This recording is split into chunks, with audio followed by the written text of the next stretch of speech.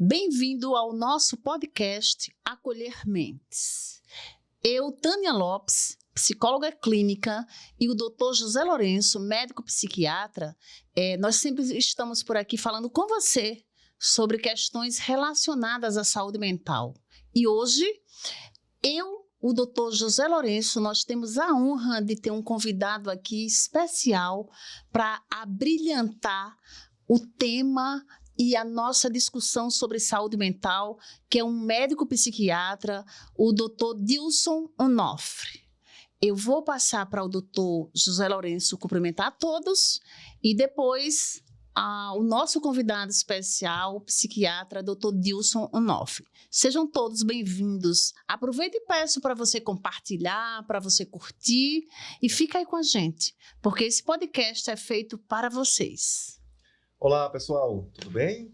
Hoje é a primeira entrevista do Acolher Mentes. Com muita honra, gratidão, estamos aqui com o Dilson Onofre, um médico psiquiatra com residência médica, RQE, fez de tudo o que a formalidade e as regras exigem. Mora aqui no nosso município próximo aqui de Arapiraca, no Agreste Alagoano. Daqui a pouco vamos falar sobre psiquiatria nos tempos atuais, no contexto atual. Algo bem leve, tranquilo, com linguagem acessível, que vocês vão aprender bastante com os temas elencados aqui hoje, tá bom? Tânia? Eu passo a palavra para o doutor para o doutor Dilson Onofre se apresentar. Fique à vontade, doutor. É uma honra estar aqui hoje com vocês, Tânia, doutor José, com vocês também que estão nos vendo pela internet. Então, tá aqui compartilhando esse momento no Acolher Mentes, tenho certeza que vai ser um momento de entendimento, de enriquecimento e de muita informação, de forma simples, como foi passado, de forma prática, para que a gente diminua o estigma, para que a gente aumente o entendimento, as informações de forma clara diante desse tema. Para eu me apresentar um pouquinho aqui, eu sou o Dilson, sou médico psiquiatra, também tenho título de especialista em psicoterapias e no decorrer da minha vida, da minha trajetória acadêmica, vamos pensar assim, eu sempre me detive não só na psiquiatria, aquela mais biológica do remédio, mas também ajustando, adicionando outras formações. Eu fiz uma pós em nutrologia, uma formação em terapia de esquemas e também fui para a área de jurídica, ainda atuo como perito. E, por fim, eu me encontrei, vamos dizer assim, dentro ainda mais desse universo na psiquiatria do estilo de vida, na medicina do estilo de vida, que nos últimos 2 anos eu tenho me debruçado sobre esse assunto e fiquei muito feliz quando falaram a questão do tema, a atualidade, eu já trago uma informação extremamente importante. Em abril de 2025, ou seja, há 2 meses, saiu um estudo publicado mostrando o poder da psiquiatria do estilo de vida impactando o tratamento dos pacientes. Então, a gente vê o quanto a medicação tem a sua importância, a psicoterapia tem a sua importância, mas também as nossas escolhas, o que nós fazemos nos nossos comportamentos, nas nossas decisões, isso impacta a nossa vida. Então, acho que esse tema vai ser muito falado de forma muito tranquila e eu tenho certeza que vocês que estão nos vendo e a gente aqui vai se dar muito bem. Olha, pessoal, você viu que abertura maravilhosa do Dr. Dilson já trouxe um tema atual, um estilo de vida. Daqui a pouco ele vai se debruçar, falar um pouco mais. E eu quero ter a honra de fazer a primeira pergunta para ele. Dilson, essa questão do estilo de vida, hoje em dia está com muitas evidências, sobre esse assunto, assim como a carga genética como um componente importante no adoecimento das pessoas, mas infelizmente para o grande público do nosso país ainda coloca um peso muito grande sobre os traumas da infância, sobre as vivências aversivas. Eu queria que você falasse um pouco sobre isso, sobre essa dificuldade que os nossos pacientes têm de dosar o que pertenceu às vivências aversivas, o que pertence à genética, o que pertence ao comportamento, ao mau estilo de vida, a hábitos inadequados que foram adquiridos ao longo da vida. Fala um pouquinho sobre isso. Perfeito. E muito também a gente vive uma cultura que a resposta imediata sempre aquela necessidade de saber o porquê de determinada coisa acontecer de forma objetiva, prática, de imediato, acaba atrapalhando muito o acompanhamento, a evolução dentro da psiquiatria, dentro da psicologia. Por quê? Porque o ser humano, ele é um complexo de fatores. Então, a gente vai, quando vai avaliar um paciente, uma situação clínica, entender que há fatores genéticos, há fatores aí ambientais, ou seja, o ambiente em que ela está inserida, a história dessa pessoa. Então, tudo isso vai compor esse quadro que está sendo apresentado naquele momento. Então, a gente, se a gente for pensar, né, de uma forma mais ampla, a gente vai trabalhar primeiro a construção da personalidade dessa pessoa. Então, a gente vai estar ligado aí como é que forma uma personalidade. Inicialmente, com os fatores hereditários, genéticos. Então, o temperamento. Então, a pessoa já nasce com aquele temperamento inócuo, ou seja, dela mesma. E com o tempo, ela vai tendo experiências, vai passando por situações de vida em que ela vai aprendendo, errando, acertando, vai construindo. Moldando? Isso, ela vai se moldando para conseguir viver da melhor forma possível até chegar à idade adulta, né? Alguns autores dizem 18, 21 anos, quando fecha essa personalidade. Então, vamos ter que levar em conta traços, informações relacionadas à personalidade, além, claro, do sintoma clínico daquela situação momentânea. Vamos também perceber se há outros fatores genéticos que podem estar associados, como doenças clínicas, né? Pessoas que têm tireoide, problemas na tireoide, problemas neurológicos outros. Então, a gente vai entendendo a construção como um todo, e não só aquele sintoma, aquele tratamento, aquele sintoma, aquele tratamento. Então, a gente precisa abranger esse olhar, né? Expandir. Doutor, eu gostaria de fazer a pergunta para os dois. O senhor pode responder, depois o doutor José Lourenço também.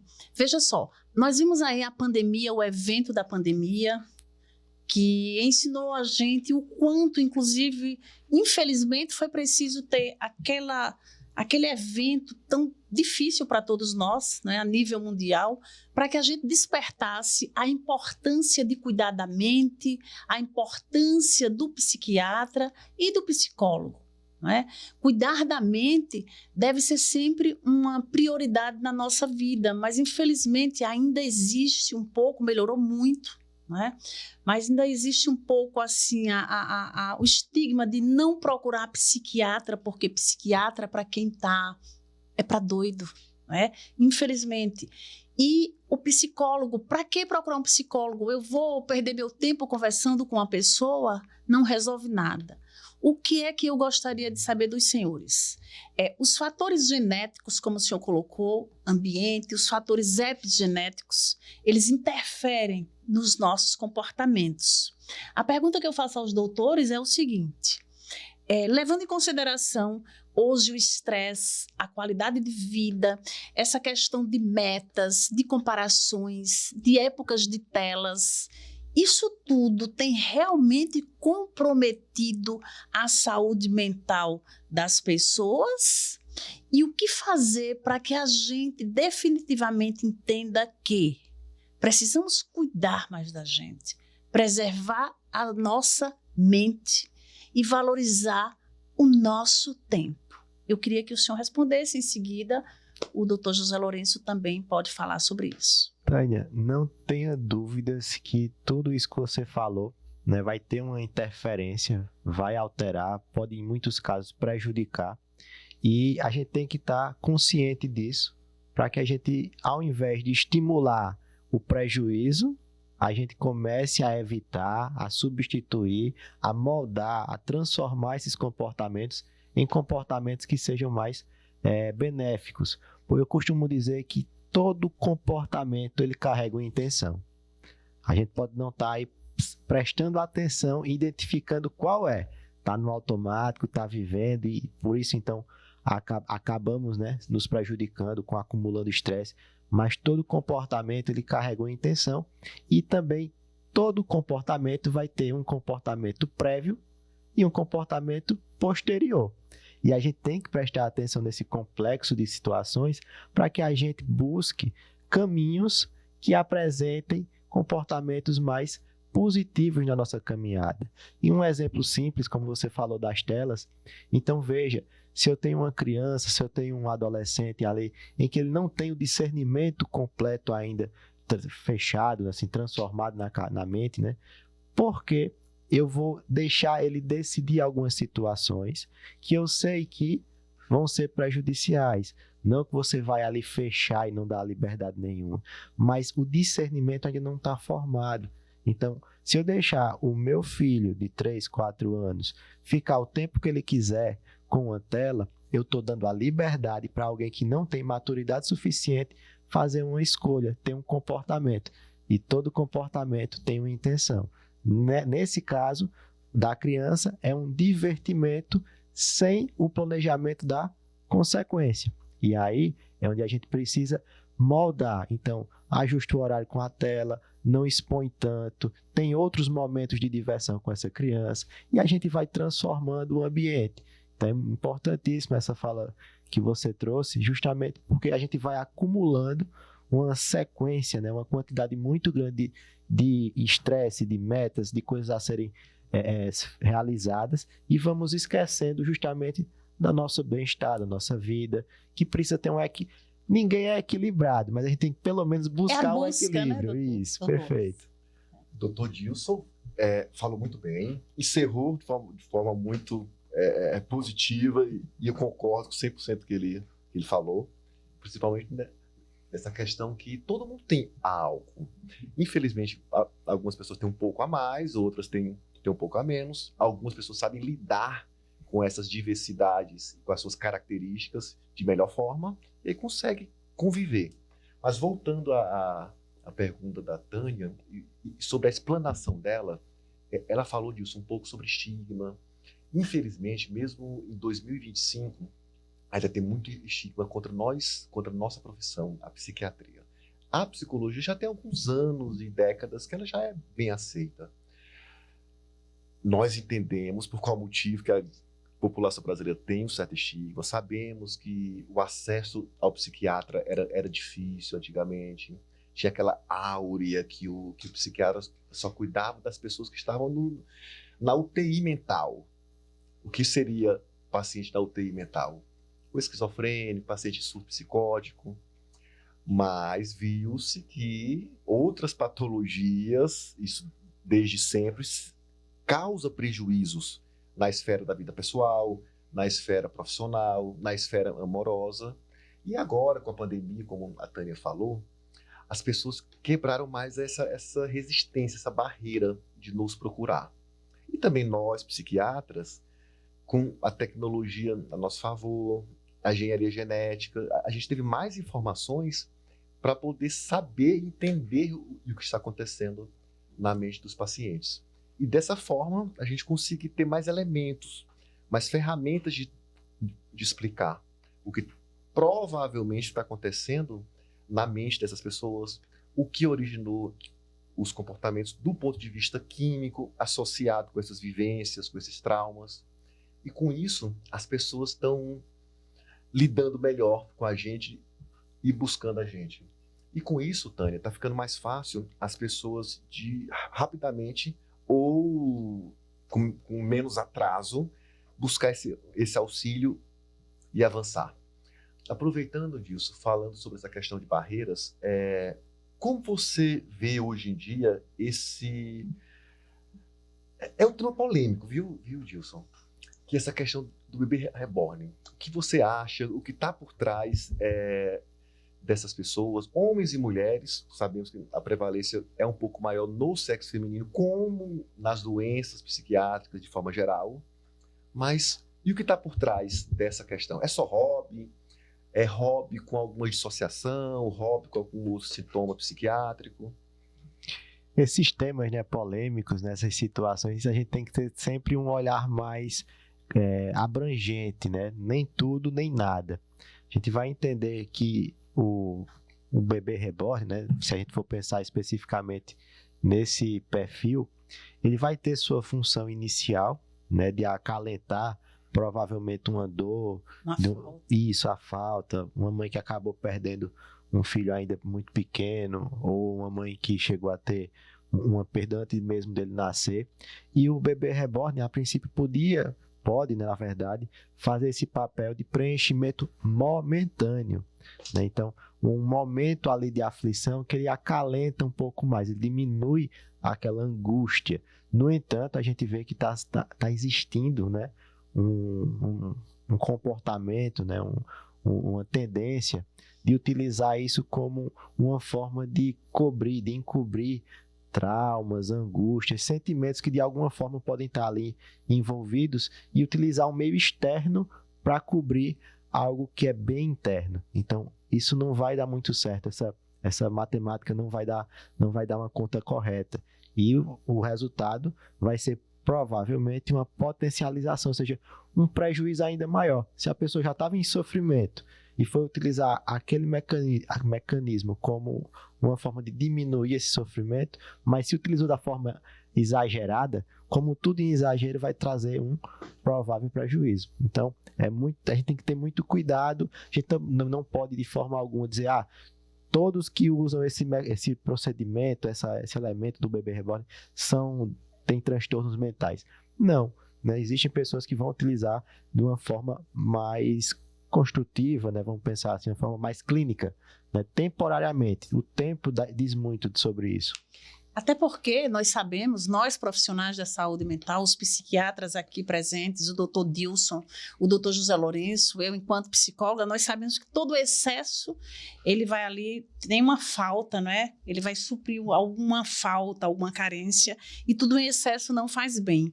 E na questão do bebê reborn, existem situações que não são disfuncionais, como, por exemplo, eu já vi algumas pessoas que, às vezes, adquirem uma boneca bebê reborn, porque na infância não tinham condições de comprar, de ter uma boneca, e aí na fase adulta, às vezes, ela quer preencher aquela falta. Então, é aquela coisa com equilíbrio, não é isso, doutor? A questão é quando a gente vê, infelizmente, algumas pessoas, alguns indivíduos quererem levar para um pronto-socorro, querer ir para a justiça, discutir uma guarda, enfim. Aí é que é preocupante e é bom a gente ver e analisar com outro olhar e procurar profissionais da saúde mental para ver o que é que está por trás disso. Né? Mas eu queria aproveitar e perguntar aos senhores o seguinte: quando se fala em psiquiatra, é muito comum as pessoas dizerem, eu não quero ir para o psiquiatra. Primeiro, eu não sou doido. E aí eu queria aproveitar e dizer a você que nos acompanha, que vai compartilhar esse podcast, o seguinte: psiquiatra não é para doido. Quando a gente tem um problema, por exemplo, no pé, no braço, se a gente quebra, a gente procura um médico ortopedista. Se a gente tem mudanças comportamentais, é importante. Se a gente não está dormindo, se a gente começa a ter pensamentos muito disfuncionais e muda a qualidade e a rotina da nossa vida, muitos até não deixam de trabalhar, alguma coisa não está bem. Se não está bem, é importante que você, se não consegue se ajudar só, reverter essa situação, você busque um profissional da saúde mental, pode ser um psiquiatra ou um psicólogo, porque se você vai primeiro a um psicólogo, ele vai ouvir, acolher e, de repente, quando vê a necessidade, vai para o psiquiatra. A mesma coisa, o psiquiatra vai te acolher, nem sempre precisa medicar. E essa questão da medicalização é uma questão muito cultural. Então, a gente tem que acabar com isso. Hoje, os profissionais, a psiquiatria, que o doutor Dilson e que o doutor José Lourenço, por exemplo, esses dois profissionais que são referências aqui no estado, eles são também exemplo de que a psiquiatria, ela vê o indivíduo, como falaram anteriormente, como um todo. Tudo é multifatorial. Não é só para passar remédio, não é só sobre isso. É te acolher, te ouvir, para sugerir uma psicoterapia, enfim. Como é que os senhores ainda lidam com essa questão da medicalização, dessa resistência da pessoa que muitas vezes precisa, mas não quer aceitar o uso da medicação, que deve ser, inclusive, prescrita por um único profissional, o psiquiatra. Ele é o profissional capaz de prescrever um remédio para a questão da saúde mental, de algum transtorno ou alguma necessidade momentânea que você tenha. Como é que os senhores veem essa questão do remédio, doutor José Lourenço? Doutor Dilson, ele que é a estrela aqui de hoje, eu passo a palavra para ele iniciar. Sim. Vamos lá, querido. E em relação à questão da medicação, né, dos remédios, o primeiro passo, sem dúvida, é o que vocês estão fazendo aqui hoje, né? Então, vocês estão de parabéns por oferecerem informações que possam, como a gente chama na psicologia, psicoeducar.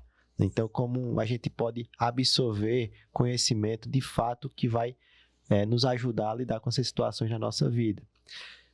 Em relação ao remédio, de uma forma que a gente possa utilizar com um paciente que é mais resistente, com aquele paciente que muitas vezes não entende, além da explicação, a gente vai de fato buscar algumas alternativas, por exemplo, em que ele consiga ter consciência. Como é que ele vai ter consciência? Muitas vezes um amigo que ele tenha, muitas vezes um familiar, faz uso de remédio, ele até sabe, mas não ficou claro para ele ainda. A gente vai tentar justificar também, por exemplo, algumas doenças, como pressão alta, né, alguns tipos de diabetes, em que você precisa utilizar a medicação de forma contínua. Não que a medicação psiquiátrica sempre vai ser contínua, às vezes é por um período curto de tempo, mas para que ele seja por um período curto de tempo, é importante que a gente saiba aí colocar no momento correto e retirar também no momento correto. Senão, se a gente for tentar tirar antes do tempo, pode acontecer recaídas, recorrências e a gente ter prejuízos aí no nosso tratamento. Mas começa muito com a educação, com a gente deixar consciente algo que pode estar atrapalhando e a pessoa ainda não entendeu que é necessário se ajustar, se cuidar para poder ter essa melhora. Ótimo, Dilson. Não preciso acrescentar nada. O Dilson foi brilhante, bem amplo aí da resposta. Hoje eu tô com aquele espírito de polêmica, viu, Dilson? Vamos falar um pouquinho sobre apostas esportivas. Vamos trazer temas atuais, né, Dilson? Para que a gente, enquanto profissional, principalmente você, possa expor para os nossos ouvintes aí o que está por trás, o que não está por trás, lazer, o equilíbrio. Fala um pouquinho aí sobre apostas. As apostas, né, as famosas bets que a gente tem hoje no nosso dia a dia e que tem ganhado força de uma forma incontrolável, a verdade é essa. Causado grandes prejuízos, né? Prejuízos intensos, assim. Eu que particularmente tenho um contato direto com o público de álcool e drogas, eu percebo que a velocidade com que as apostas online geram prejuízos, principalmente aí financeiros, sociais, todas as esferas, né?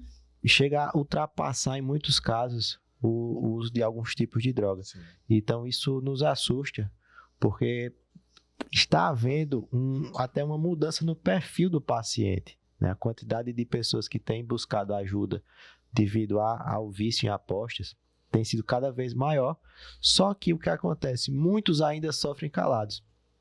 Então sofrem calados e o prejuízo se torna na sua própria vida, socialmente, profissionalmente e também, consequentemente, na sua saúde. Então é algo que gera um prejuízo gigantesco. A gente não pode ser aqui, enquanto profissional, a gente tem que ser muito verdadeiro e dizer que quando alguém faz, né, constrói um joguinho ou um aplicativo específico em apostas, tem muita ciência por trás. Então, as cores amarela, vermelha, as musiquinhas, nada daquilo é colocado ao acaso. Então, existe ali a posição na tela de cada botãozinho. Então, existe um estudo, né, um estudo neurocientífico ali utilizado nas apostas, né, na construção dos aplicativos. Então, isso tudo para reter a atenção. Como a gente sabe que hoje a atenção é aquilo que mais vale, né, vamos dizer assim, em termos de valores. Então, eles que constroem os aplicativos vão usar esses conhecimentos para colocar aí cores vibrantes, fotos que chamem sua atenção, as pessoas que acabam fazendo a propaganda, muitas vezes pessoas famosas, mas que demonstram um estilo, às vezes, de vida, que a outra pessoa tem aquela vontade, aquele desejo, e isso faz com que a busca, né, o movimento de buscar, que é o movimento de vício, aconteça. Então, ele vai buscar na intenção de ter uma recompensa.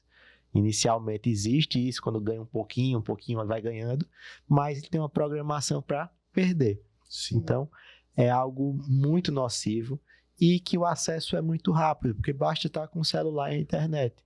Então, enquanto algumas outras substâncias, principalmente outros comportamentos, você precisa se deslocar ou fazer um movimento aí de ligar para alguém. Aqui não. Madrugada você pode pegar seu celular com insônia. Eu pego meu celular e começo a apostar e rodo o dia, a madrugada e o dia. Sem barreiras, né, Dilson? Poucas barreiras, porque os jogos de azar sempre existiram, desde quando o mundo é mundo, assim como outros comportamentos, formas de lazer e atitudes. Mas hoje em dia, a tecnologia nos trouxe muitas vantagens, mas também nos trouxe muitas possibilidades. Falando em possibilidades, me veio agora à mente um versículo bíblico que fala que nem tudo que é possível convém. Então, o mundo está aí permitido para a gente poder fazer tudo, o livre-arbítrio, mas aí vem a capacidade da gente frear o que é possível e ver o que convém ou não. Porque toda escolha tem consequências, não é, doutor? Isso. Então, a gente tem que ter o cuidado de saber escolher. Falando essa questão de jogos, me veio agora à mente, Dilson, o meu finado pai. Ele, durante alguns anos da vida dele, da nossa vida, né, enquanto família, ele teve uma dependência de jogos de azar, baralho. Então, eu já sofri com essa questão de jogos. Então, para mim, até mesmo quando eu não era psiquiatra, era uma jovem criança, ou um jovem adolescente, eu aprendi o seguinte, que jogos de azar, só a casa ganha, só o capeta ganha. Às vezes, esses influenciadores, esses donos de apostas esportivas podem até ganhar seus milhões ou milhares de reais por um certo período de tempo. Mas depois, a vida cobra de alguma forma. Você provavelmente já viu isso com vários pacientes, em comportamentos como esse de jogos, ou então, na minha opinião, é muito parecida essa adicção e essa perda de equilíbrio com outras formas de prazer, como bebida, sexo, drogas lícitas, né, como álcool, o tabaco. Falando nisso, o que você acha dessa correlação entre álcool, sexo, outros comportamentos que a gente perde a mão em relação a jogos ou então outros objetos? Eles funcionam quase como um ativador, né? Então é muito comum quando a gente vai conversar com algum paciente que está em sofrimento relacionado a algum tipo de vício. Por exemplo, eu escuto muito, eu só cheiro, ou seja, eu só uso a cocaína quando eu bebo. Então, é uma ponte, eu preciso beber e aí depois eu avanço mais. Então, a gente também vê alguns comportamentos relacionados ao jogo. Então, eu começo jogando tal um pouquinho. E daqui a pouco eu já mudo a quantidade de valores, já muda o tipo também de jogo. Então, coisas que vão cada vez mais rápido. É só apertar o botão e esperar. Então, eu vou ali modificando a forma como o vício vai ganhando força. Porque está relacionado com a questão que mexe, né, no circuito de recompensa. Então, você vai ter cada vez mais tolerância. Só um tipo não vai ser suficiente. Então, eu tenho que adicionar mais, um mais forte, adiciona mais outro. E eu vou daqui a pouco estando diante de algo muito mais complexo, mais grave, mais difícil de ser tratado. Dopamina barata, né, Dilson? Demais. De fácil acesso. Eu gostaria de aproveitar que nós estamos aqui com os dois médicos psiquiatras, como falei anteriormente, referências. Uma questão que nós todos sabemos, inclusive você que está nos vendo aí, com certeza também tem conhecimento que, infelizmente, os jovens estão cada vez mais, doutor, estudando menos, saindo menos, se isolando e deixando de viver uma vida saudável, funcional, por conta, infelizmente, do excesso de telas. A minha pergunta é a seguinte, é o que com certeza muitos têm essa dúvida. O que acontece na mente de um jovem, de um adolescente, que muitas vezes fica ali horas com excesso de telas em jogos, em videogame, e eles paralisam a vida e não conseguem sair disso? É preciso, muitas vezes, o uso da medicação, doutores? Olha, Tânia, vou iniciar a resposta. E esse é um tema que eu particularmente gosto muito, né? Como a gente falou no início, eu já tenho um tempo que eu venho trabalhando essa questão da mudança do estilo de vida. E um dos pilares está relacionado às conexões sociais. E a gente sabe que o isolamento social, a solidão, ela é um fator de risco para o adoecimento na saúde mental. Então, ela propicia transtornos mentais. E se a gente... Nós somos seres sociáveis, não é, doutor? Independente Isso. da idade, a gente precisa. Eu disse, gente, não é só o fato de você estar na tela. A partir do momento que eu me isolar, que você se isolar, doutor Dilson, o doutor José Lourenço, a gente vai entrar, sim, no adoecimento psíquico. Pois não. E em relação justamente do adoecimento, né, a questão da conexão social, a gente vai pensar na seguinte maneira. Quando você está com excesso de telas, você está ali fazendo uma sequência de estímulos em determinada área do cérebro. No entanto, diversas outras passam a ficar ou inativas ou funcionando de uma forma muito menos esperada. Então, elas vão até perdendo a função. Como assim? E se a gente parar para pensar, a gente vai ver como a gente acaba presenciando. Então, um adolescente, uma criança passa um tempo ali no videogame ou na tela mesmo, celular, e quando é exposto a uma situação social, ele não consegue nem articular a frase, ele não consegue nem deixar olhar, claro o que ele quer. Ele desaprende, é isso que eu fico chocada. Doutor Dilson, o que é que acontece? Eu atendo a jovens na clínica e eles chegam completamente modificados o comportamento. E a gente se assusta, porque como é maléfico, não é? Como a gente tem que conscientizar. Eu, o doutor Dilson, o doutor José Lourenço, nós temos essa preocupação enquanto profissionais da saúde mental de conscientizar você, para que a gente se afaste, para que a gente previna o adoecimento e não caia nessa, não é, doutor? Eu costumo dizer que o cérebro do ser humano, ele é feito para conectar com outros cérebros. Então, enquanto a gente se isola, enquanto a gente fica ali sozinho, a gente acaba não tendo o suporte e apoio para lidar contra os nossos próprios pensamentos. Eu costumo fazer uma comparação muito simples. São duas situações. Se você está numa rua escura, você sozinho e um ladrão, e a segunda circunstância, você na mesma rua escura, o mesmo ladrão, mas acompanhado de um grupo de amigos, qual das duas situações é mais fácil você ser assaltado? Então, muito mais fácil é quando você está só. Então, é muito mais fácil você ser atacado. O isolamento é perigoso em todos os aspectos. Muito mais fácil ser atacado por pensamentos obsessivos, pensamentos depressivos, ansiosos, quando você está sozinho.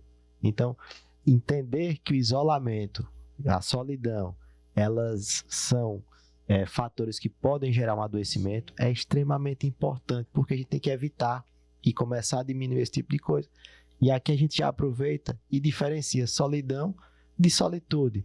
Então, a solitude é aquele momento em que você vai ficar sozinho, vai fazer uma reflexão, mas esse momento tem um fim e é um momento curto de tempo que você use para você mesmo, para que você possa aí relaxar, pensar com você e você mesmo, não precisa de outra pessoa naquele instante. Já a solidão não, a solidão ela carrega emoções negativas, ela deixa você ali ilhado, né, sem conseguir sair daquela circunstância e vai gerar uma tendência a um prejuízo significativo do ponto de vista mental.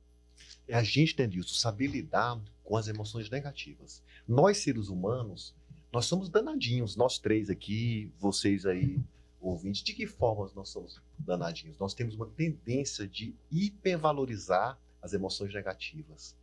E as situações positivas, tanto pensamentos quanto os fatos que aconteceram, nós às vezes a gente não dá o devido valor. Então, se questione na hora que você estiver nesse momento negativo, será que eu devo dar essa proporção, né, Dilson? Será que esse momento também de alegria vai ser tão duradouro enquanto a gente está vivendo ele naquele momento. Então, tudo é a proporção, é buscar o equilíbrio do que está acontecendo no fato. Ser justo com o presente, ser justo com o passado. Falando em emoções, Dilson, eu dou aula aqui para os alunos de medicina da UFAL. Eu gosto sempre de falar para eles que os não psiquiatras, os não psicólogos, têm uma tendência de colocar tudo dentro dos grandes sacos emocionais de problemas. É ansiedade ou é depressão? Fala um pouquinho e o que pode estar no intervalo aí, entre esses dois grandes sacos, que é a ansiedade em excesso, que é a patológica, ou a tristeza que se torna um episódio depressivo. Separar um pouquinho o que é melancolia, tristeza, os outros saquinhos aí entre eles. Perfeito. Então, assim, é importante, né, ter essa distinção, né, do que é depressão e do que é tristeza. Até porque a tristeza é algo que é natural da nossa vida. Sim. Então, é uma emoção, um sentimento que vai aparecer em algum determinado momento da nossa vida e faz parte saber lidar com ela. Ela vai aparecer e vai embora. Agora, quando a tristeza ela começa a ficar arrastada por semanas, quando essa tristeza vai impedindo, né, você de realizar suas atividades como você geralmente tinha costume, quando aquilo vai gerando um prejuízo de fato no nosso dia a dia, aí a gente já tem que pensar num fator mais do quadro de transtorno depressivo. Então, sem energia, você era acostumado a ir para academia, era acostumado a ir para a escola ou para a faculdade ou para o trabalho e de repente você passa a não ter mais aquele desejo, aquela vontade de fazer o que fazia. Então as coisas começam a perder a graça. Então isso de fato vai ser preocupante e vai ser mais tendencioso a um episódio depressivo. Diferentemente da tristeza, que vai ser por momentos, horas, ou um dia ou outro. Então tem a uma tristeza causa pontual. Perfeito. Perdi um ente querido, não é? Isso não é depressão, isso é um quadro normal. Quem perde um ente querido vai estar triste, sim. O luto, né? Um luto, não é? Isso, doutor. E a questão da ansiedade, a gente difere muito, né? A gente precisa entender a diferença entre a ansiedade e o estresse, né? Porque o estresse, assim como você pontuou, Tânia, ele vai ter um motivo. Às vezes eu briguei com a minha esposa, isso me gerou um estresse, e com isso eu estou agoniado para fazer as pazes, então eu fico mais ansioso, eu fico mais naquela necessidade de resolver tudo rápido, mas ou tive uma situação mais preocupante, uma dívida financeira, eu estou diante de uma circunstância que justifica eu estar naquele sinal de alerta maior, né, na expectativa de algo para acontecer. Agora, quando isso ganha uma proporção que eu já não consigo fazer o que eu fazia, porque vivo com a cabeça na preocupação, porque estou com a dificuldade de me concentrar, porque fico só pensando em coisas que vão acontecer, que podem acontecer, que estão totalmente fora do meu controle, aí a gente vai provavelmente se aproximar de um transtorno de ansiedade. Então, é importante a gente diferenciar o que faz parte da vida do que não faz, porque muitas vezes a gente vai estar lidando com emoções, com episódios, e isso também requer do profissional um olhar mais atento, para que ele não saia medicando situações que não tem a indicação de medicar. Então, tudo isso, tanto a pessoa observar quanto o profissional também ter aquele olhar mais clínico para que busque aí a melhor estratégia, faz parte dessa área, né, da profissão da psiquiatria, da psicologia, e essas diferenciações são extremamente importantes. O doutor José Lourenço, há poucos instantes, falou que nós, seres humanos, costumamos ter um olhar mais atento, infelizmente, para emoções negativas. Isso. Quando nós focamos mais no que falta do que no que farta, vamos ficar ansiosos. Não é isso, doutor? Por quê? Nós temos que lembrar que a vida ela é repleta de várias situações. Então, se está difícil, vai passar. Se está bom, também passa. Então, é saber lidar.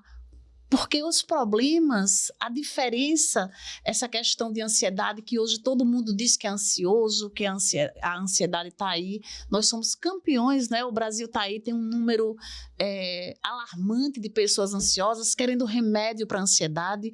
Antes da gente falar na medicalização de remédio para a ansiedade, a gente tem que ver De onde vem essa ansiedade? Por que eu estou assim? E aí, Tânia, entra aí agora uma pergunta para o Dilson, para a gente falar um pouquinho sobre o consciente e o inconsciente. Vamos aproveitar, Tânia, que temos o privilégio de ter aqui um psiquiatra Explorá-lo. que é terapeuta com formação. E não são todos os psiquiatras atuais que fizeram essa formação específica. Os psiquiatras mais antigos, quase todos já saiu com essa dupla formação. Eu mesmo não tenho essa dupla formação. Eu sou um psiquiatra biológico com uma pegada terapêutica, mas sem a formação que o Dilson tem. Dilson, qual é a principal diferença entre consciente e inconsciente? Quantos pacientes que chegam no nosso consultório, Dilson, falando, Dilson, José, eu estava bem assim, num dia legal, na semana legal, e aí do nada, entre aspas, né, Dilson? Tive uma crise de ansiedade, um ataque de pânico. Isso é muito interessante, né? Diante, né? Já que você fez uma pergunta assim, direcionada, né, a uma explicação das psicoterapias, a gente vai ver que, e a Tânia, como é psicóloga, provavelmente já passou por todo esse universo na faculdade, a gente vai ver que algumas abordagens vão dizer... Trabalha com TCC. Não, e eu digo até de um olhar mais analítico diante disso, né, do que é consciente, do que é inconsciente. E das outras mais, vamos dizer assim, abordagens mais jovens, né, que já trabalham com outras perspectivas, né, do estado de alerta, da atenção, você está voltado a atenção para você, para buscar entender o que estava acontecendo. Mas, de forma geral, para que a gente entenda o sintoma, o que é que a gente vai perceber? A gente não é treinado, a gente não aprende a prestar atenção em nós mesmos. Então, a nossa autopercepção, nosso autoconhecimento, ele é muito baixo em forma geral. Então, se eu discuto com você hoje, eu fiquei muito chateado, mas eu não consigo nem digerir, não consigo nem trabalhar essa emoção e sigo a vida. Quando é depois, 3, 4 dias depois, eu tenho um ataque de pânico. Mas por quê? Eu nem prestei atenção no pico emocional, no estresse que eu desenvolvi quando tive uma briga aqui com o José. Então, o valor do autoconhecimento.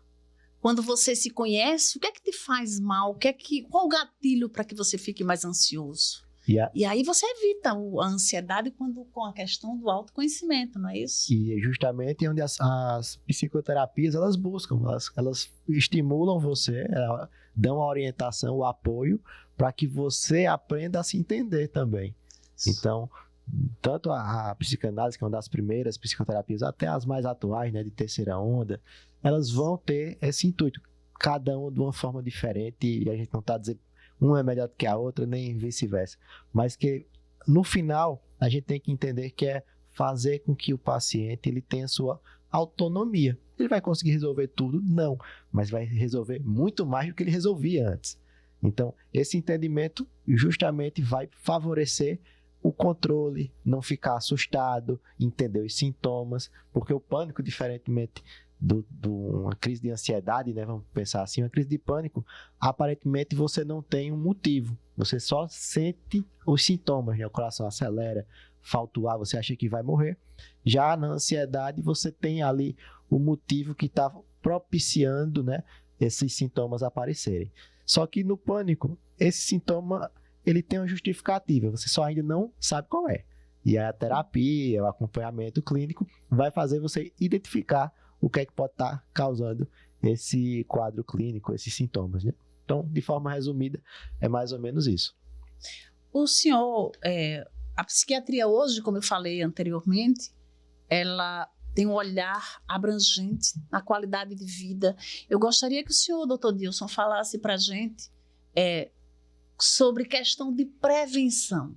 Quais atitudes que nós podemos ter para que a gente evite um quadro de ansiedade patológica, disfuncional? Porque um viver ansioso não é fácil. E é possível nós evitarmos quando conhecemos como. Eu gostaria que o senhor falasse algumas estratégias, condutas para que as pessoas evitassem e diminuíssem o nível de ansiedade patológica. Ô, Tânia, eu começo essa resposta fazendo uma pergunta que eu fiz na minha última palestra lá em Aracaju, no sábado. eu perguntei o seguinte: por que as pessoas falham tanto quando querem mudar? Aí alguém vai pensar, falta de vontade, falta de vergonha na cara, motivação, disciplina. E eu trouxe a resposta que não eu, mas um psicólogo, né, bastante conhecido, um estudioso, que é o Prochaska, ele diz o seguinte: falta processo, método para a mudança. Falta você entender como é que realmente muda. Então as pessoas querem muito agir de imediato, sem planejar. Então, mudança é muito mais planejamento do que ação. Então, para prevenir, eu preciso ter minha estratégia de prevenção. E justamente trabalhar, e aí onde vem o lado de tanta ciência hoje ser aplicada no estilo de vida, para que a gente entenda como eu posso fazer isso. A gente comentou aqui do isolamento, então a conexão social impedindo você de se isolar já é um ponto positivo. A questão da alimentação, que é um ponto fundamental, porque a gente sabe que comida que tem um excesso de carboidrato, um excesso de gordura saturada, vai fazer o nosso cérebro funcionar mal. O açúcar, então vai fazer esse cérebro funcionar de uma forma que a gente chama mais estressada, ele vai ficar mais irritado, mais impaciente. A atividade física, que na verdade a gente chama até de movimento, José, nem de atividade física, porque pessoas são tão resistentes, algumas pessoas, à atividade, que a gente estimula os passos. Sim. Né? Então, na palestra eu trouxe até um artigo, né, da American Heart Association, que é a Associação Americana de Cardiologia, que ela informa que a partir dos 4.000 passos por dia, você já consegue ter uma redução no número de doença cardiovascular. Acima dos 7 até 10.000, você já diminui, pessoal, até quase que 60% das doenças crônicas que você podia ter. Então, veja o quanto o movimento do corpo é uma prevenção. Então, além desses pilares, como a gente chama, existe o gerenciamento do estresse, que é quando você para e volta a sua atenção para você mesmo. Quando você vai buscar ali se conhecer, sua respiração, seus pensamentos, como seu corpo está se sentindo naquele momento. Então, a gente trabalha muito o gerenciamento do estresse e a gente pode entrar em meditações, em situações mais específicas, né? Então, além desses, ainda tem mais outros 2 ou 3 pilares que também vão favorecer, vão proteger a gente dessas circunstâncias que podem levar a adoecimento. Um outro que eu podia trazer aqui seria evitar substâncias tóxicas, né? Por exemplo, o excesso do cigarro, do álcool, dos remédios de uso sem acompanhamento, né? Como a gente tem visto muito, isso acaba atrapalhando, né? Fazendo você se aproximar de um outro tipo de problema. E também o 6º pilar, a gente usa 6 pilares, né? Que seria relacionado aí, já falei dos pilares, tem a espiritualidade, que é um pilar à parte, né? Ele já tem sido mais estudado ultimamente, que vai trabalhar essa além do ser, né? Que é diferente de religião. As pessoas precisam entender essa diferença. Apesar de já terem estudos hoje que dizem, sabe, Tânia, que a espiritualidade, quando é utilizada na religião, ela tem uma tendência a ter números positivos maiores. Mas não que a espiritualidade distante da religião, ela não tem o seu benefício. Então, o importante é que você esteja atento àquilo que você é como um todo. Você vai buscando. Não é simples, nem é fácil. É uma progressão. Mas como a gente fala em prevenir, tudo isso vai estar relacionado à prevenção. Outro pilar que com certeza o senhor devia falar também é a qualidade do sono, não é, doutor? O sono Perfeito. É fundamental, é essencial. Foi o pilar que estava faltando, era justamente esse, era o sono. Perfeito, exatamente. Durma bem. Você tem colocado despertador para acordar. E eu vou te fazer um convite, você que está nos vendo aí. Coloca despertador para dormir. É fundamental. Tudo é rotina. Micrometas, né, doutor? Isso, e a gente não adianta querer dizer, por exemplo, eu estou ansiosa e aí parei de me movimentar, bem colocado pelo doutor, e aí ganhei 3 quilos, 4 quilos, 10 quilos. Primeiro você tem que ir devagar, micrometas. Para de ganhar o peso. Você viu, Tânia, o tanto que é interessante a gente entrevistar e estar aqui conosco um profissional que tem essa dupla habilidade da psicologia, terapia, né? Com a terapia do esquema, que ele trabalha muito bem, e com a psiquiatria. Os pacientes que conseguem passar por um profissional que tem essa dupla formação, uma consulta só, ele consegue avaliar muito bem. às vezes sozinho, às vezes em dupla, mesmo sendo um terapeuta, o psiquiatra pode encaminhar para um psicólogo para fazer esse acompanhamento. O psicólogo, a parte terapêutica, e o psiquiatra, a parte de condução medicamentosa, de diagnóstico, a parte biológica. Por que eu estou trazendo disso, essa informação? Para saber que esse tratamento é duplo. O Dilson falou muito bem sobre mudanças do estilo de vida, todos esses pilares. Nós sabemos que muitos de vocês até conhecem essas informações, até pensam em aplicar, mas aí vem barreiras que nós sabemos muito bem enquanto psiquiatras, enquanto médicos, barreiras biológicas, né, Dilson? Aí entra aquela questão da gente ter um bom psiquiatra para fazer o diagnóstico correto, entrar com a medicação e, com isso, o terreno biológico do nosso cérebro favorecer que a gente execute essas 7 pilares, 6 pilares aí citados. Dilson, o que você fala um pouquinho sobre isso, sobre a importância da medicação aliado com a terapia? Isso. Justamente é um conjunto, né? A gente não tem a intenção de tirar remédio quando aplica essas estratégias. Na verdade, o que a gente quer é que a medicação seja colocada de uma forma que traga a maior quantidade de benefícios e possa aí evitar o menor número de reações, de efeitos colaterais. Então, e nos quadros que for possível chegar do desmame, isso acontecer de uma velocidade, de uma forma mais segura, porque você vai ter construído um processo de mudança que faz com que o seu cérebro aprenda a fazer aquilo sozinho. E muitas vezes a medicação vai ser aquela ponte para fazer você chegar até lá.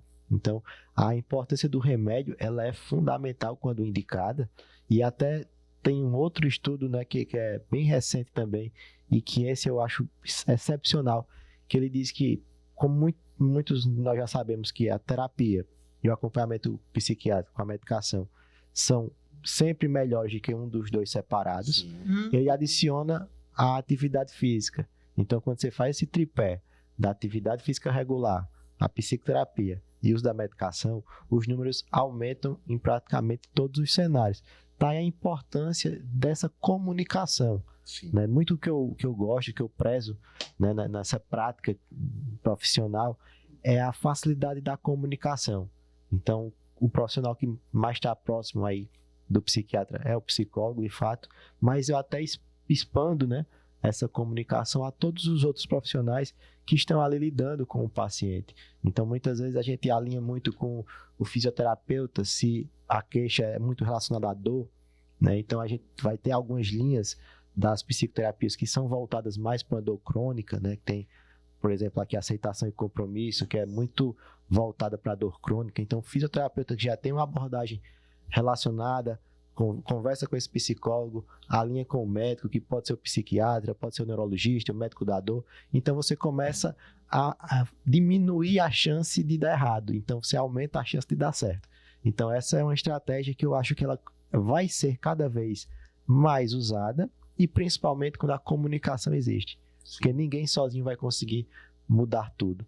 Então, essa comunicação, esses acordos, esses ajustes, eles trazem um benefício gigantesco. E dá disso também uma oportunidade novamente ao tratamento. Quantos dos senhores e senhoras estão aí que já fizeram algum tratamento prévio, mas infelizmente não conseguiu passar por um bom psiquiatra, um psiquiatra de fato, que fez residência, que tem uma boa formação.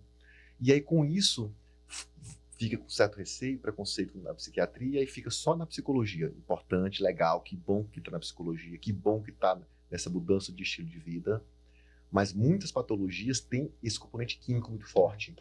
E aí, Dilson, se a química não estiver bem ajustada com a medicação, vai ser um empecilho para o avançar, para a remissão total dos sintomas ou parcial. Nós sabemos que ainda, de acordo com a demora do tratamento, ou então de acordo, né, Dilson, com a característica da patologia daquele paciente, pode ser que algumas patologias psiquiátricas, em um certo grupo de pessoas, fique crônico, né?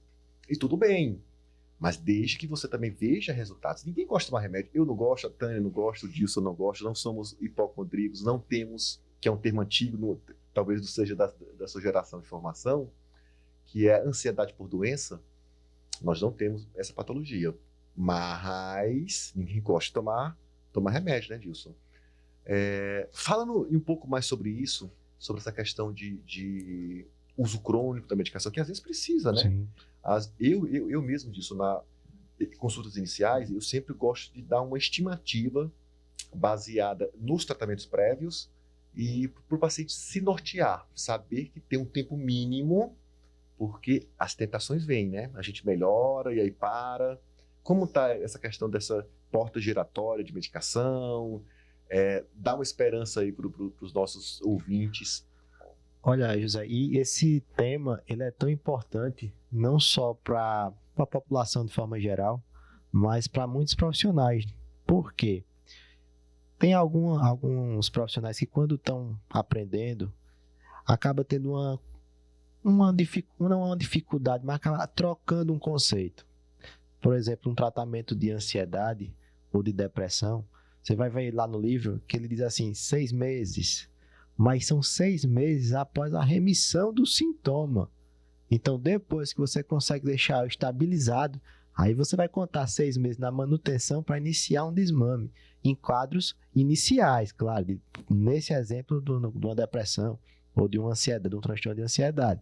Então, você vai, em média, pense aí, 2, 3 meses para chegar ali numa condição estável. A partir desse momento, você vai contar os 6 meses para, se for o caso, com avaliação médica de acompanhamento, fazer o desmame. E quando a gente está lidando, às vezes, com algumas situações, vem aquela informação, são 6 meses de tratamento.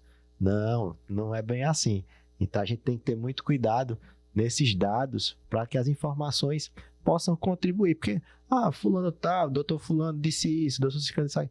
Depende daquele momento, depende do histórico que você já traz. Sim. Porque se for um quadro que a gente chama de recorrente, ou seja, já aconteceu uma vez, superou e aconteceu novamente. A maneira de abordar, o tempo, a expectativa, a estratégia, né, vai ser outra que pode ser utilizada.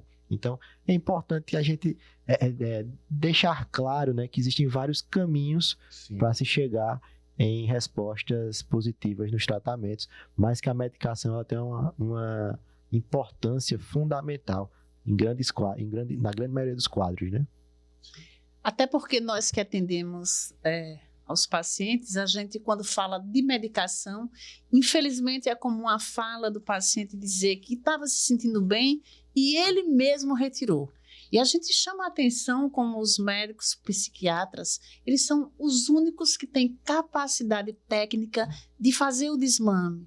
E a gente chama a atenção para esse perigo, para que você não deve fazer isso. Outra coisa, o remédio do teu vizinho, da tua mãe, de alguém, não serve para você. Foi passado para ele. É outra história, é outra realidade, é outro contexto. E importante também, como você foi ao médico há 3 anos atrás, ele pediu para retornar, você não retornou e continua tomando remédio. Então, essas coisas, quando se trata de medicação, é importante que procure o médico, até porque o psiquiatra é um médico como outros médicos de outras especialidades, que a gente não deve ter medo, não deve ter receio, deve ter orgulho de ter a consciência de quando necessitar procurar.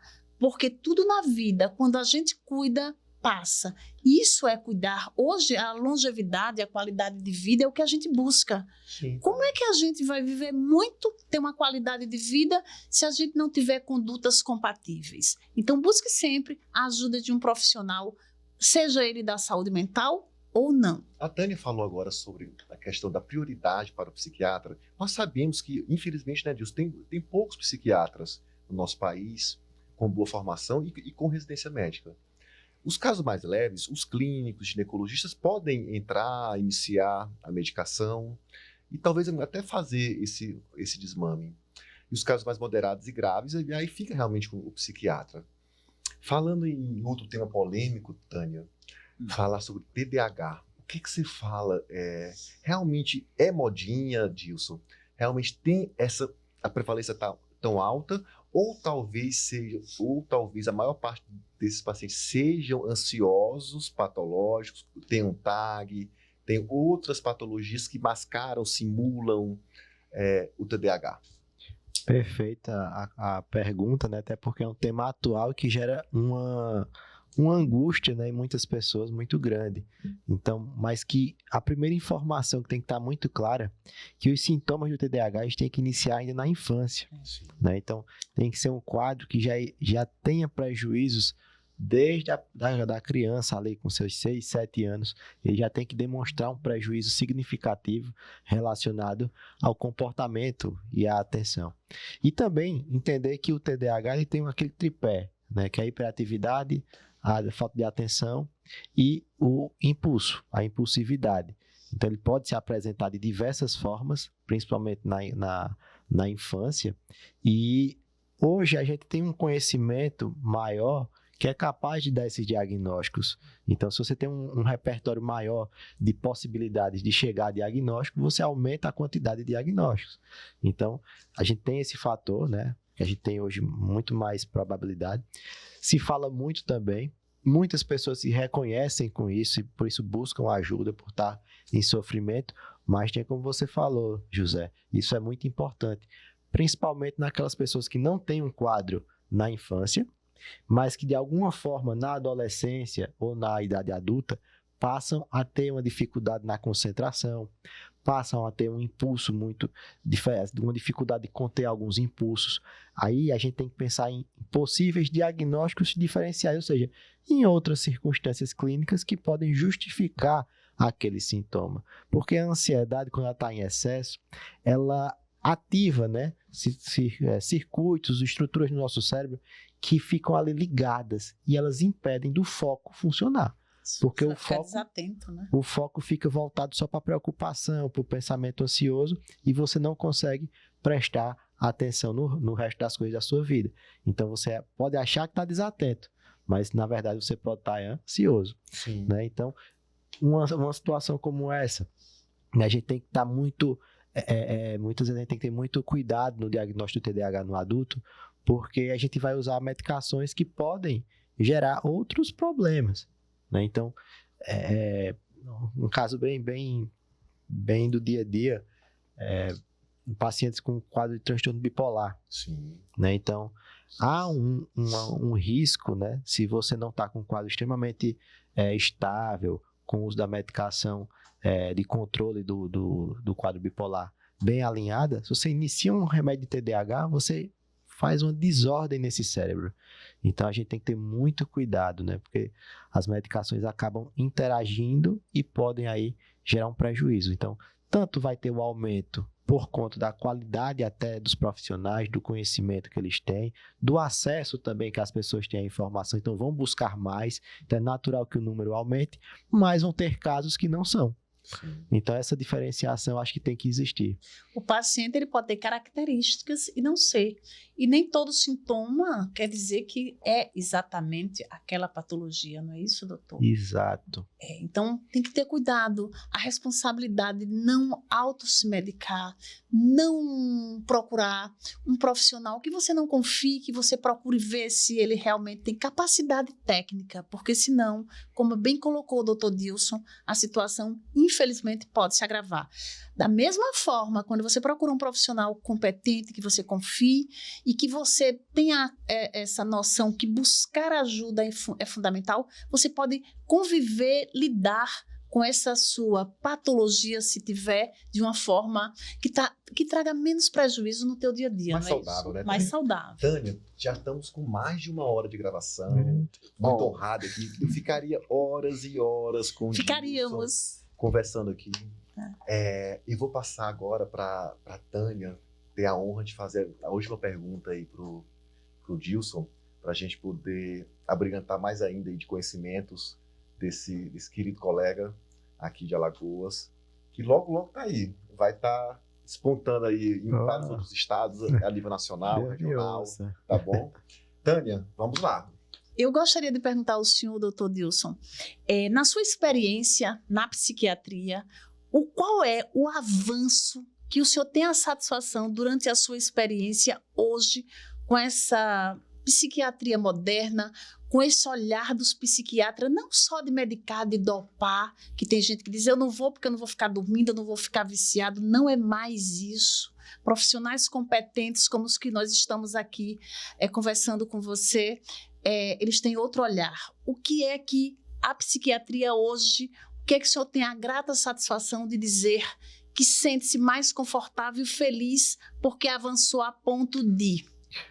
Hoje a psiquiatria, ela tem de fato avançado, e eu diria até a passos bem largos, né? Então, eu sei que o José fez uma formação em São Paulo, e lá a gente sabe que o acesso a essa psiquiatria mais avançada, mais moderna, chega muito mais rápido do que aqui.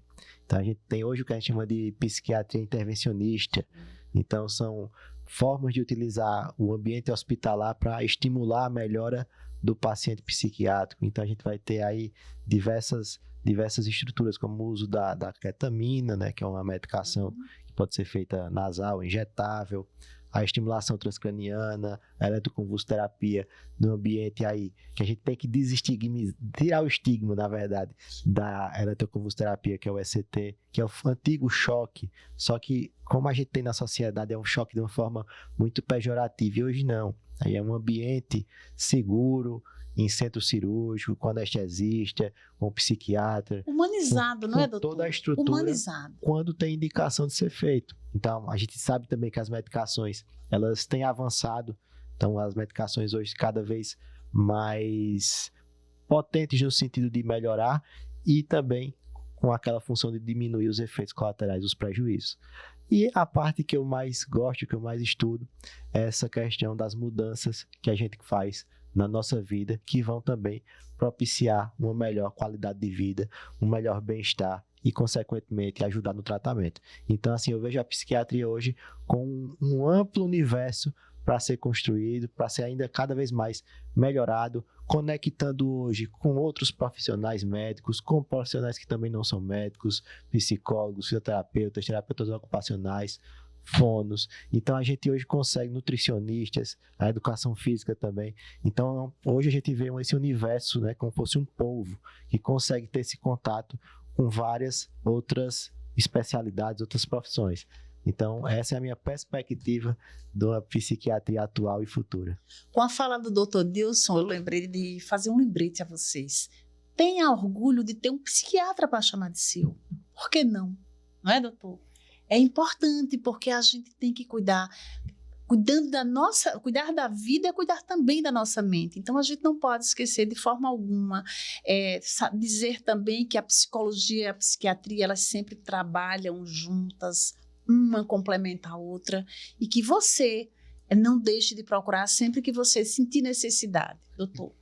Dilson, como te achar nas redes sociais? Passa aí os seus contatos. A gente utiliza o Instagram, principalmente, DR, né, doutor? Dilson Ofre, que eu pego o finalzinho do meu nome, que é Onofre, junto do Dilson com Onofre, então fica Dilson Ofre, DR, Dilson Ofre. Lá no Instagram, a gente está sempre compartilhando, produzindo conteúdo, e eu tenho até um convite para fazer os psicólogos e médicos que atuam na saúde mental. Lá no link da bio do meu Instagram, tem um workshop aberto, que será gratuito, né? Só fazer a inscrição.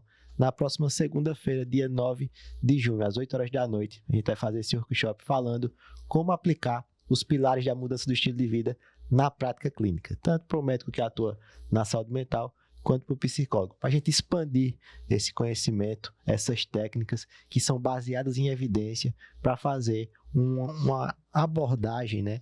Um arsenal maior para os profissionais poder utilizar na prática clínica. Então, eu agradeço demais, né? Eu fico muito honrado pelo convite. Eu acabei não falando no início, mas eu sou de Santana do Ipanema, aqui no interior, no sertão do estado, e estar aqui hoje em Arapé com vocês é uma honra. A honra é toda nossa. Doutor Dilson é um profissional de capacidade indiscutível. Acompanhe, siga, compartilhe as redes sociais dele. Eu tenho o prazer de acompanhar. Nós temos, não é, doutor? Isso. Também. E se não fosse assim, não estaria aqui com a gente, porque o podcast Acolher Mentes, doutor José Lourenço, quando nós pensamos em fazer isso aqui, era sempre para trazer informações responsáveis e de fácil compreensão. Então, sigam sim as redes sociais do Dr. Dilson. Eu vou passar para o Dr. José Lourenço falar para depois eu finalizar. recomendo, olha, ó, entre lá na bio do Gilson, não somente na bio, as postagens dele, o story, informações de qualidade, assine embaixo em todas elas. Então, olha aí, pessoal, curso gratuito, onde vocês vão aprender muito sobre estilo de vida. Acessem, sigam ele, tá bom? Muito obrigado aí a todos. Para me achar, Dr. José Lourenço, psiquiatra. Lá tem o contato, a secretária está à disposição. Me sigam também, vamos aprender um pouquinho lá comigo também, tá bom? Muito obrigado aí a todos. Tânia vai encerrar aí pra gente. Nas redes sociais, psicóloga Tânia Lopes, eu trabalho com TCC, terapia cognitiva comportamental, atendo de forma presencial aqui em Arapiraca, mas para você que é de fora, a gente atende online, para a gente é um prazer dizer aos colegas, principalmente psicólogos, que não deixem de prestigiar, de participar, porque eu vou ter a honra também de estar segunda-feira participando desse evento que o Dr. Dilson com certeza vai oferecer, porque conhecimento é sempre importante. Então, não deixe de seguir, de compartilhar as redes sociais do Dr. Dilson, do Dr. José Lourenço e a nossa rede. E para você que ficou com a gente até agora, a gente agradece e até o próximo Acolher Mentes. Tchau, pessoal.